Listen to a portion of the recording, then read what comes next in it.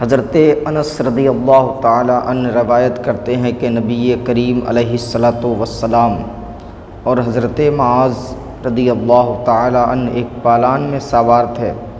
آقا کریم رؤوف الرحیم صلی اللہ تعالی علیہ وسلم نے فرمایا اے معاذ، انہوں نے عرض کیا لبیک یا رسول اللہ، اے اللہ کے پیارے رسول میں حاضر ہوں۔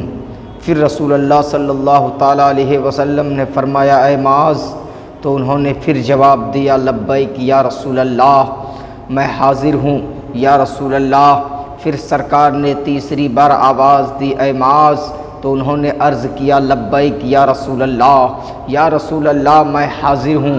اس طرح 3 مرتبہ حضرت معاذ رضی اللہ تعالی عنہ کو بلانے اور تینوں مرتبہ جواب ملنے کے بعد میرے سرکار نے ارشاد فرمایا ما من احد یشہد اللہ الہ الا اللہ وان محمد رسول اللہ صدقا من قلبہ الا حرمہ اللہ علی النار، یعنی صدق دل سے یہ گواہی دے کہ اللہ کے سوا کوئی معبود نہیں، اور یہ گواہی دے کہ محمد صلی اللہ تعالی علیہ وسلم اللہ کے رسول ہیں، تو اللہ تعالیٰ اس پر دوزخ حرام فرما دیتا ہے۔ حضرت ابو سعید خدری رضی اللہ تعالی عنہ روایت کرتے ہیں کہ نبی اکرم صلی اللہ تعالی علیہ وسلم ارشاد فرماتے ہیں کہ حضرت موسیٰ علیہ السلام نے بارگاہ الہی میں عرض کیا اے پروردگار، مجھے وہ چیز سکھا دے جس سے میں تجھے یاد کیا کروں یا جس کے ذریعہ میں تجھے پکارا کروں۔ اللہ عز و جل نے ارشاد فرمایا کہ تم لا الہ الا اللہ کہا کرو۔ حضرت موسیٰ علیہ السلام نے عرض کیا کہ اے پروردگار، یہ تو سارے بندے کہتے ہیں، میں تو کوئی ایسی خاص چیز تجھ سے مانگتا ہوں جو صرف میرے لیے ہو۔ تو اللہ تعالیٰ نے فرمایا یا موسیٰ لو ان السماوات السبع وآمرہن غیری والارضین السبع ودعنا فی کفۃ ولا الہ الا اللہ فی کفۃ فمالت بہن لا الہ الا اللہ۔ یہ مشکوٰۃ شریف کی حدیث پاک ہے، یعنی اے موسیٰ، اگر 7 آسمان اور ان کی آبادی میرے سوا اور 7 زمین ایک پلڑے میں رکھ دی جائے اور لا الہ الا اللہ دوسرے پلڑے میں رکھے جائے تو سب سے بھاری لا الہ الا اللہ ہوگا۔ حضرات، ترمذی شریف، ابن ماجہ اور مشکوٰۃ شریف میں یہ حدیث پاک موجود ہے۔ حضرت عبداللہ بن عمر بن عاص رضی اللہ تعالی عنہ فرماتے ہیں کہ میں نے رسول کائنات علیہ الصلاۃ والسلام کو فرماتے ہوئے سنا کہ بروز قیامت رب کائنات میری امت میں سے ایک شخص کو چن کر الگ کر دے گا، پھر اس کے گناہ کے 99 دفتروں کو پھیلا دیے جائیں گے، ہر دفتر کی لمبائی تا حد نگاہ ہوگی۔ پھر اللہ رب العزت فرمائے گا کیا تم ان میں سے کسی گناہ کا انکار کرتے ہو؟ کیا میرے محافظ و مقرر لکھنے والے کرامن کاتبین فرشتوں نے تجھ پر ظلم کیا ہے؟ یعنی تو نے گناہ نہ کیا ہو اور فرشتوں نے لکھ دیا ہو، یا تو نے چھوٹا گناہ کیا ہو اور انہوں نے بڑا لکھ دیا ہو؟ وہ عرض کرے گا نہیں پروردگار۔ پھر اللہ تعالیٰ فرمائے گا اچھا تیری ایک نیکی ہمارے پاس ہے اور بے شک آج تجھ پر کوئی ظلم نہیں ہوگا۔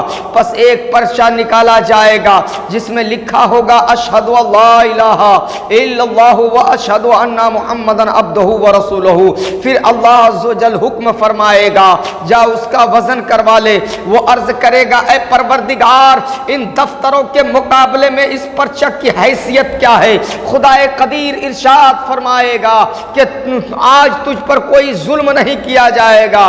پس وہ تمہارا دفتر ایک پلڑے میں رکھے جائیں گے اور وہ پرچہ دوسرے پلڑے میں رکھے جائیں گے، رکھتے ہی دفتروں والا پلڑا ہلکا ہو جائے گا اور کلمہ طیبہ کا پرچہ والا پلڑا بھاری اور وزنی ہو جائے گا۔ فلا یثقل ما اسم اللہ شیء، مشکوٰۃ شریف کی حدیث پاک کا ٹکڑا ہے، یعنی اللہ تعالیٰ کے نام کے مقابلے میں کوئی چیز وزنی اور بھاری نہیں ہو سکتی۔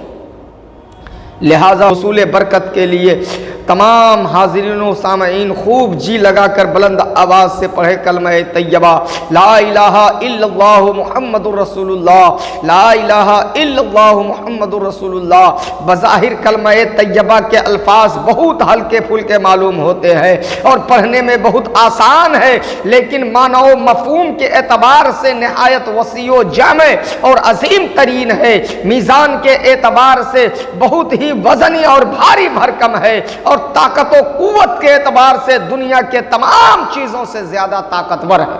سراج الاولیاء حضرت جنید بغدادی رحمت اللہ تعالی علیہ کا بیان ہے کہ میں ایک مرتبہ فریضہ حج ادا کرنے کے لیے گھر سے نکلا اور قبلہ کی طرف روانہ ہو گیا، مگر میری سواری بجائے قبلہ کے شہر قسطنطنیہ کی طرف چلنے لگی۔ میں بار بار کوشش کرتا رہا ہوں کہ قبلہ کی طرف چلے، مگر پھر بھی وہ سواری قسطنطنیہ کی طرف بڑھتی رہی۔ چنانچہ جب میں شہر قسطنطنیہ پہنچا تو دیکھا کہ ایک جگہ لوگوں کا ہجوم ہے، ایک جگہ لوگوں کا بھیڑ ہے، لوگوں کا ازدحام ہے، لوگوں کی جماعت ہے، کافی تعداد میں لوگ اکٹھا ہو کر باتیں کر رہے ہیں۔ صورتحال دریافت کرنے پر جواب ملتا ہے کہ ہمارے بادشاہ کی لڑکی کی طبیعت بہت زیادہ علیل ہے، اس پر دیوانگی کا دورہ پڑا ہوا ہے۔ اسی سوچ و فکر میں ہم لوگ پریشان و سرگرداں ہیں، کسی ماہر طبیب کی تلاش ہے۔ میں نے کہا کہ اس کا علاج میں کروں گا۔ یہ سن کر وہ لوگ بادشاہ وقت سے اجازت لے کر مجھے شاہی محل میں لے گئے۔ دروازے کے قریب پہنچنے پر ایک آواز آئی، اے جنید، اپنی سواری کو ہم سے کب تک روکتے رہو گے، جبکہ وہ آپ کی ہماری طرف لانا چاہتی ہے؟ اور اندر دیکھتا کیا ہے کہ ایک خوبصورت لڑکی زنجیر سے بندھی ہوئی ہے۔ مجھے دیکھ کر کہتی ہے کہ حضرت میرے لیے کوئی ایسا نسخہ تجویز فرمائے کہ مجھ سے میری دیوانگی ختم ہو جائے اور میں بالکل ٹھیک ہو جاؤں۔ میں نے کہا کہ پڑھ کلمہ طیبہ لا الہ الا اللہ محمد الرسول اللہ، پڑھ لے تو ٹھیک ہو جائے گی۔ یہ سن کر وہ فوراً بلند آواز سے کلمہ طیبہ پڑھ لی، لا الہ الا اللہ محمد الرسول اللہ پڑھنے لگتی ہے۔ کلمہ شریف پڑھتے ہی اس کے پاؤں کی زنجیر ٹوٹ کر گر جاتی ہے، وہ بالکل ٹھیک ہو جاتی ہے۔ بادشاہ وقت یہ دیکھ کر حیران و پریشان ہو جاتا ہے اور بڑا متاثر ہو کر کہنے لگتا ہے، ایسا کامیاب نسخہ شفا میں نے کبھی دنیا میں دیکھا ہی نہیں تھا، اور ایسا ماہر طبیب آج میں پہلی بار دیکھ رہا ہوں کہ اس نے منٹوں میں میری بیمار لڑکی کو بالکل ٹھیک کر دیا ہے۔ میں نے کہا، اے بادشاہ، آپ بھی کلمہ طیبہ پڑھ کر اس کا جلوہ دیکھ لیجئے۔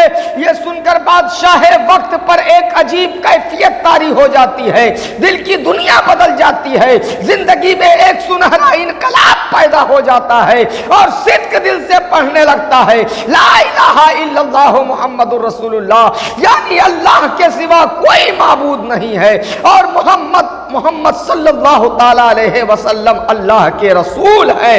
کلمہ شریف کا یہ حیرت انگیز فیضان دیکھ کر کثیر تعداد میں وہاں کے لوگ کلمہ طیبہ پڑھنے لگتا ہے اور لا الہ الا اللہ محمد رسول اللہ پڑھ کر مسلمان ہو جاتے ہیں۔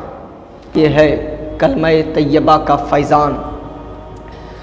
ہر دور میں باطل قوتوں اور سرکشوں کی وقتی طور پر عروج و غلبہ ہوا ہے، لیکن حقیقی کامیابی ہمیشہ حق پرستوں کو نصیب ہوئی ہے اور ہوتی رہے گی۔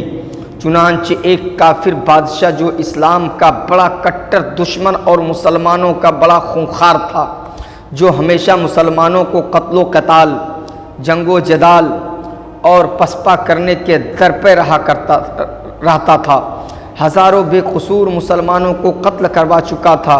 ایک مرتبہ جنگ ہو رہی تھی، لشکر اسلام نے اس فرعون زمانہ کافر بادشاہ کو زندہ گرفتار کر لیا اور سب نے اتفاق رائے سے اسے تانبے کی دیگ کے اندر بٹھا کر اوپر سے ڈھکن بند کر دیا اور دیگ کے نیچے آگ لگا دی گئی۔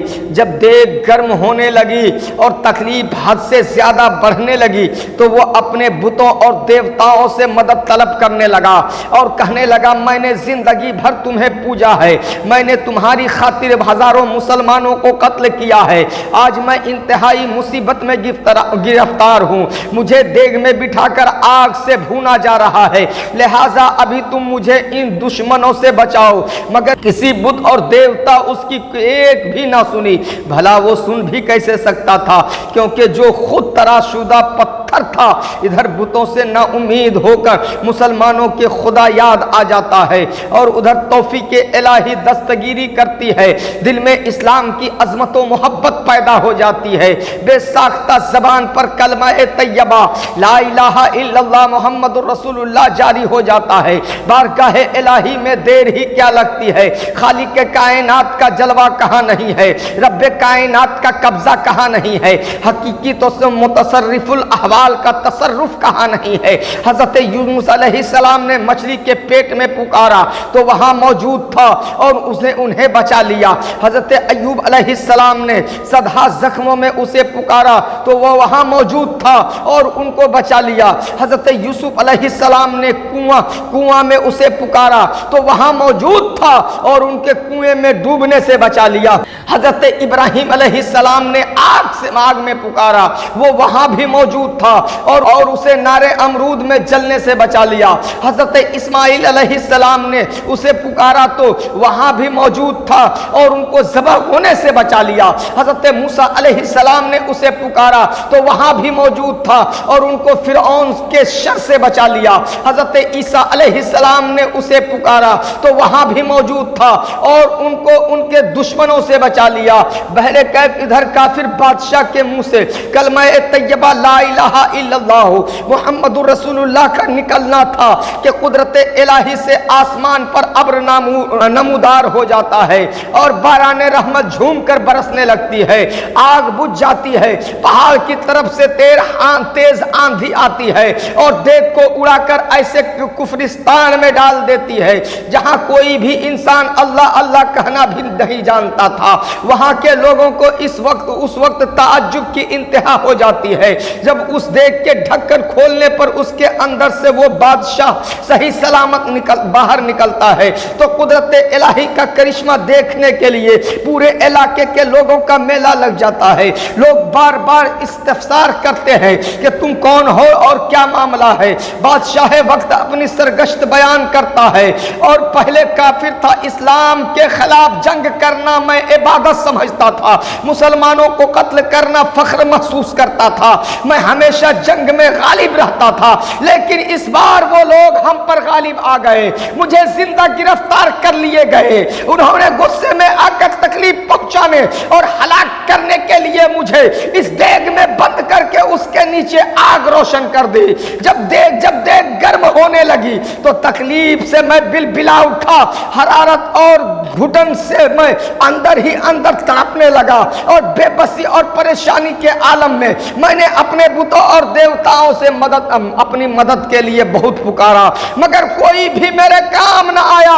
مجبور ہو کر میں نے مسلمانوں کے خدا کو پکارا، اس نے میری اس طرح مدد کی کہ پانی برسا کر دیگ کو ٹھنڈا فرما دیا اور آندھی کے ذریعے ان لوگوں کی گرفت سے نکال کر مجھے یہاں تک پہنچا دیا ہے۔ دیگ میں انسان کو زندہ صحیح سلامت دیکھ کر اور اس حیرت انگیز واقعہ کو سن کر وہاں کے سارے لوگ اش اش کرنے لگے اور ان کے دلوں میں کلمہ طیبہ کی عظمت، خدا اور رسول کی محبت پیدا ہو جاتی ہے اور دیکھتے ہی دیکھتے ایک ہی دن میں پورا علاقہ مسلمان ہو جاتا ہے، ہر طرف خدا اور رسول کا چرچا ہونے لگتا ہے، اذانوں کی صدائیں بلند ہونے لگتی ہے اور کلمہ طیبہ لا الہ الا اللہ محمد الرسول اللہ کی انقلاب شان و عظمت کی بہار ہی بہار نظر آنے لگتی ہے۔ حضرات، اس حکایت سے معلوم ہوا کہ کلمہ طیبہ کی اہمیت و افادیت اور قدر و قیمت بہت زیادہ ہے۔ اس کا اندازہ بخاری شریف کی اس حدیث پاک سے بھی کر سکتے ہیں۔ راوی حدیث پاک کے حضرت اسامہ بن زید رضی اللہ تعالی عنہ فرماتے ہیں کہ مجھ کو مدنی تاجدار، دونوں عالم کے مالک و مختار نبی کون و مکان صلی اللہ تعالی علیہ وسلم نے ایک لشکر کے ساتھ بھیجا۔